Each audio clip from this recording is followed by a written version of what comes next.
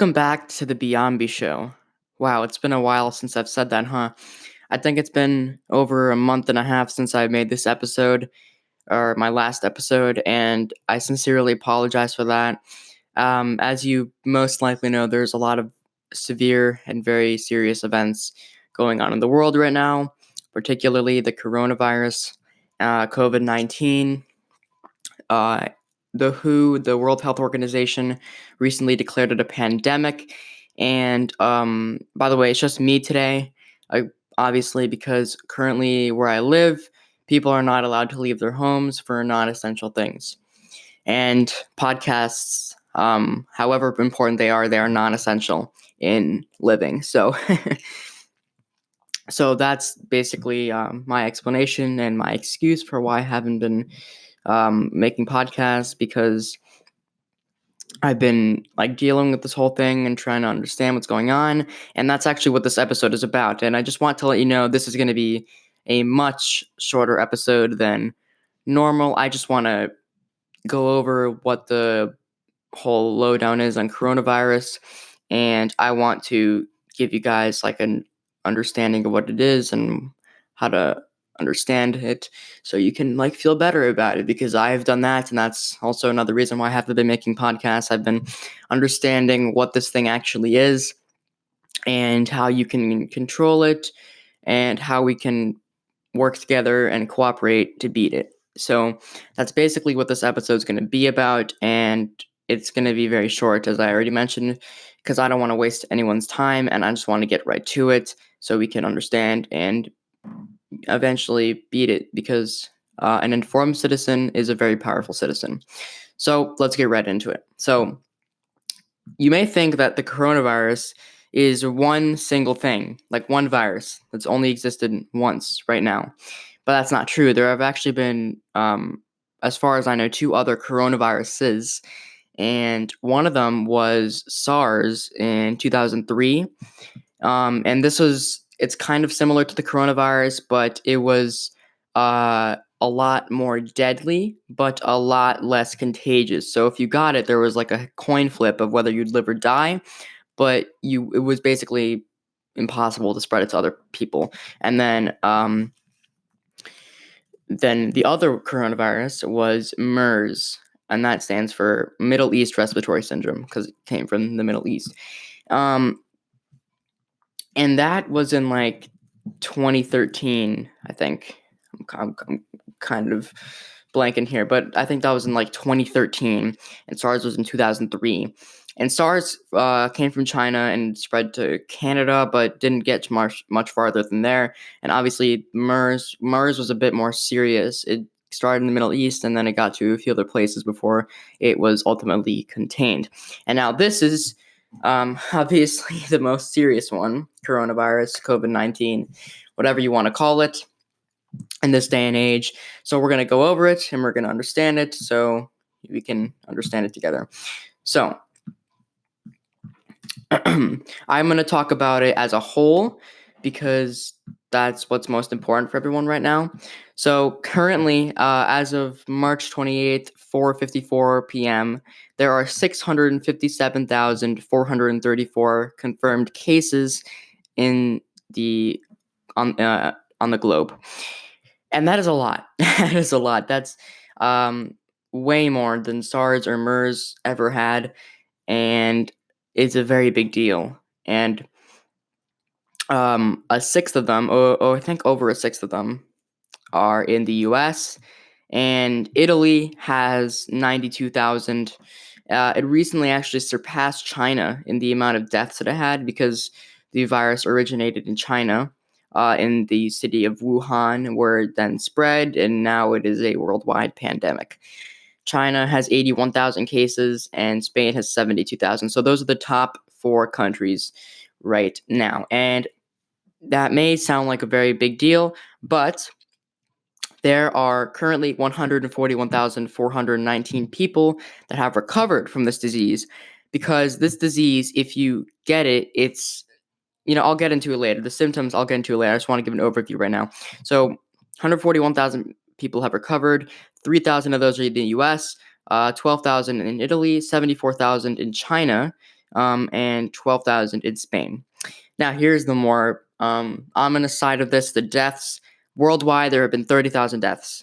And in the United States, there's been 2,000. We'll round up, say 2,000, but it's 1,993. In Italy, there's been 10,000. In China, there's been 3,295. So basically, Italy's death rate has been 3 times more than China, the origin of the virus, which is kind of concerning. So Italy is not in a great place right now. And then Spain has 5,812 deaths. So that's the overview about what's going on right now. And now we're going to talk about what the symptoms are. So I'm going to read straight off the Wikipedia article, and I'm going to try and simplify it for you guys. So people can be sick with the virus for 1 to 14 days. So, up to 2 weeks before developing symptoms. And now the problem with this is that this is like an estimate. Most people will be sick with the virus and not know it for up to 2 weeks, but you can actually have it for up to a month and not know it.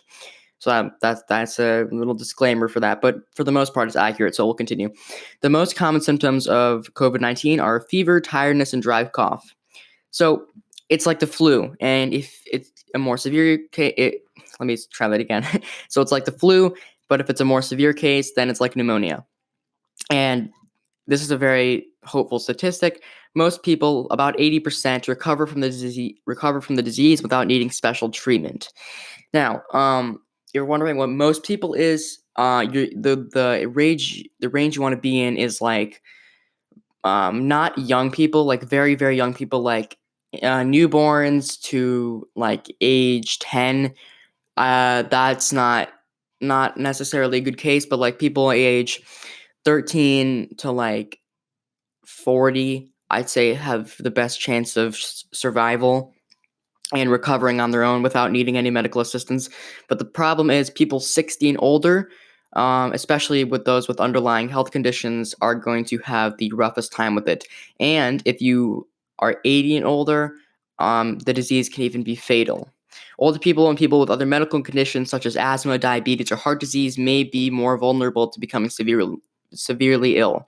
And people may experience a cough, fever, tiredness, and in severe cases, difficulty breathing. Now, it's a severe thing, but for most people, 80% of people are going to recover from this thing on their own. So if you get it, if you test positive for it and you're in this range and you're a perfectly healthy person, chances are you're going to be okay. So there's that. And now we're going to talk about how to present this. And Google has started an initiative called Do the 5, which is basically a way of saying, do these things like a normal human being. Well, the last two are I guess more made for right now during this quarantine. But the first 3 things are things you should just be doing regularly like a normal person, and not to be like, oh shoot, I need to do this now because of COVID-19. So we're going to talk about this prevention. And it's very important to try and slow the spread of this thing, because the way this virus grows is that it grows exponentially. So, for example, this is not how it actually grew, but an exponential example will be, oh, you got 2. Sorry about this, my dog is barking. For example, let's say on the first day there are 2 infections, and then the next day, imagine there's 4. I'll wait for a second. He is mad that there's a dog outside. It's kind of a moral sin to him. So I think we're good. So an exponential example would be, imagine on the first day of this thing appearing, there'd be 2 cases. And then the next, never mind, we were not good. I think we're good. So anyway, first day, 2 cases. Second day, 4. It may seem like you're just adding 2, which is not exponential. But the next day, there's 8. Ooh. The next day is 16, then 32, then 64, then 128. As the days progress, there are twice as many cases as the previous day. And that's exponential. And it may not sound like a big deal because 128 cases is not a big deal. But then you get to 128, 256, 512, 1024, 2048, 4096, 8172, and then 16,384. And then it just keeps on going and going and going and going until you have 657,434 cases, which is where we stand right now. So it's very important to understand how to do your part in preventing it, because if you get it and then you're like, I don't really care, I'll be fine, and then you go and do your normal activities, you can spread it to other people, and then those people will go and hang out with other people because they have 2 weeks before knowing that they have symptoms. They spread it to other people, and then the cycle continues until the whole world is infected. So you really want to make sure you're playing your part. So here are the 5 steps that you want to be taking and doing right now to help stop the spread of coronavirus or COVID-19, and you want to slow it as much as possible. So number 1 is hands. Wash them often. Wash them after going to the bathroom. Wash them before eating, and just have common sense. Wash them like a normal human being. You don't have to just start thinking, oh, I need to do this now because of this COVID-19. No, you have to be doing it normally. You have to be a normal person and wash your hands. So that's number 1. You wash your hands often after bathroom, before eating, and you have to clean them well. You have to make sure you're getting all parts of your hands, the palms, the backs, you have to interlace your fingers, clean your thumbs, especially clean the fingertips, because the fingertips they can have some interesting things in there, and the fingernails. So yeah, wash your hands. And number 2, when you cough into your elbow. Okay? I know. Crazy idea. Also something you should be doing like a normal person. If you're coughing, cough into your elbow, because these germs, if you cough out loud, or sorry, if you don't cough into your elbow, these germs can spread many feet. And if you're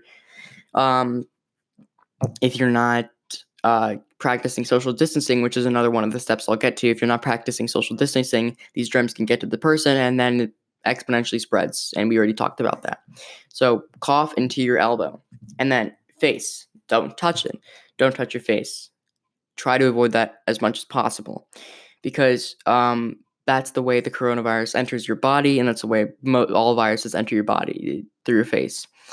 Or yeah, we'll rule out some exceptions, but they get in through your nose, which is an opening. You have 2 nostrils, and those nostrils are holes that you smell from.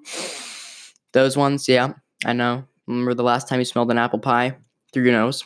I know, crazy idea. Don't touch your nose, because if you touch your nose and you pick your nose, then your finger goes inside your nose, and if you have the coronavirus germs on your fingers, then boom, you have coronavirus. And then don't touch your ears, because it can get through your ears. And then don't touch your eyes, because obviously it can get through your eyes and go straight to your brain. And then don't touch your mouth. The mouth is the most important thing, because if you touch your mouth, boom, it goes straight into the body, straight into the blood, and that is not good at all. Now, those 3 steps are things you should just be doing like a normal person, not just in light of the pandemic, but you should just be doing this on a normal basis. So I hope these 3 steps weren't too much of a surprise for you, but we'll move on to the 4th one nonetheless. Now, social distancing is number 4. Keep safe distance from other people. Usually people like to say 1 meter, 6 feet, 2 meters, like anything in that distance. Just like try and avoid other people, because they might have it, and you don't know, and you might have it and you don't know, so you don't want to spread it. Just simple as that. And there's a person, so we're gonna have to. I apologize. Okay.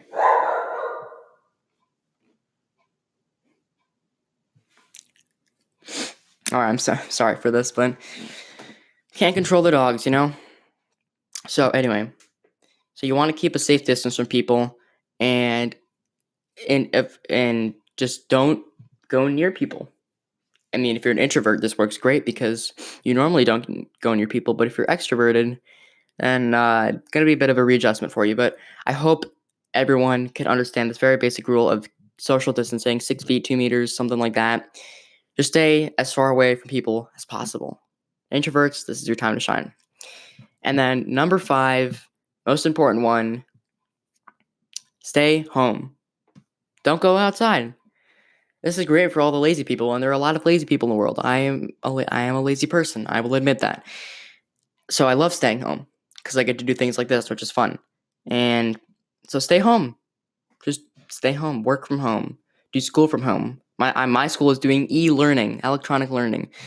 You can work from home, most likely, unless you're an essential worker. And I'll get into that in a bit if you're an essential worker. But just stay home. Don't go outside unless you absolutely need to for like essential things. So yeah. And if you are an essential worker, meaning like you have to work because you work at a hospital or a grocery store or any of those things that are like crucial in the light of this pandemic, then go to work like prepared, like wear disposable gloves, wear a mask, like protect yourself so you don't uh, so you lower the risk of contracting this disease, because if you go outside, there's always a risk that you're going to contract it. It's unlikely if you're not an essential worker and you're just going for a walk with your dog. But if you're an essential worker and you're going to be around other people, then those people might have it and they don't know, and there's always a risk. And the risk is definitely going to be higher if you're an essential worker and you're going to work, but you have to prepare yourself and protect yourself. So those are the 5 steps. And now we're going to move on to treatments of the coronavirus. So as I mentioned before, 80% of people are going to recover from this thing on their own.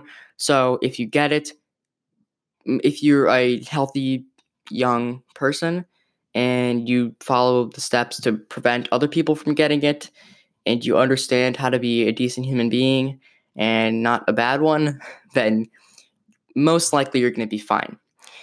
And if you aren't going to be fine, then you go to a hospital. All right. But treatments are for the other 20% of people. Currently, there's no specific medicine to treat this thing. And if you have a more severe case, like if you're older, you may need supportive care to help you breathe. But there's also things you can do yourself if you have the thing. So obviously, stay at home. Like, I don't understand what the deal is, but people are ridiculous. Like, I've heard stories of people going to like world trips after learning they have coronavirus. And I don't understand. Like, they're going on world tours, singing at concerts, being at concerts, going to bars, like everywhere. They're just all around the world after learning they have coronavirus. So stay at home. If you have coronavirus, stay at home. And if you have multiple people in your house, do not let anyone leave for any reason at all. And you can also help yourself if you want to get better. I hope you want to get better. I would really hope you do. And you can help yourself get better if you rest and sleep a lot. Just sleep. I don't think there's much explanation to that. Sleeping is awesome. Sleep. And then you keep warm, put some blankets on yourself, get a humidifier in your room, what's it called, heater. Get some, I don't know, figure it out. It's not that hard. Just get some blankets and some heaters. And then drink a lot of fluids like water, OJ, and whatever you want, whatever keeps you hydrated and whatever gives you nutrients and whatever tastes good. So yeah, don't drink a lot of soda though if you're sick. And then if you have a sore throat and cough, I don't. That was just me clearing my throat. I don't want to cause any confusion. If you have a sore throat and cough, take a hot shower. I can vouch for this. This is a great method to relieving a sore throat or cough. Just take a shower, hot shower. The steam will help. Trust me, it helps so much. It makes you feel like you're basically better. And if you develop a fever, cough, and have difficulty breathing, this is the big part. If you have difficulty breathing, promptly seek medical care. Call in advance and tell your health provider of any recent travel or recent contact with travelers. And you got to make sure you are taking care of yourself and others so you don't infect other people. So there's that. So now I want to address the hoarding toilet paper. I don't understand why people do this. Toilet paper is not the most essential thing for quarantining yourself in this pandemic. I was thinking people do hoard food. People are hoarding a lot of food right now, but why toilet paper? I just don't understand it. Maybe I'm not with the times. No, it's definitely stupid, but so yeah, I think that is basically all I wanted to talk to you guys about today. I just wanted to give you guys a rundown on the coronavirus so you guys can understand it better. And if you have any questions, make sure to ask me personally through my Instagram at the Beonby Show or at Beonby Music. I really don't care. Either one works, because I manage and own both of those. So yeah, I hope you guys understand. This was an overview, symptoms, prevention, treatment, statistics, and background on the coronavirus. If you have any more questions that I will not be able to answer because I'm not a doctor, then go to the CDC and the WHO, because they know more than I do, and there are actual professional doctors there that can give you better advice than I can. I'm just reading what's off of Google and getting my research from other credible sources. So thank you for listening to this podcast. Stay safe, stay home, and wash your hands, and listen to my music while you're home because you're going to be bored. Listen to my music, listen to my podcast, and I started making beats on my YouTube channel if you want to go and check those out. So yeah, I that's all I got to say. So stay safe, and thank you for listening, and goodbye.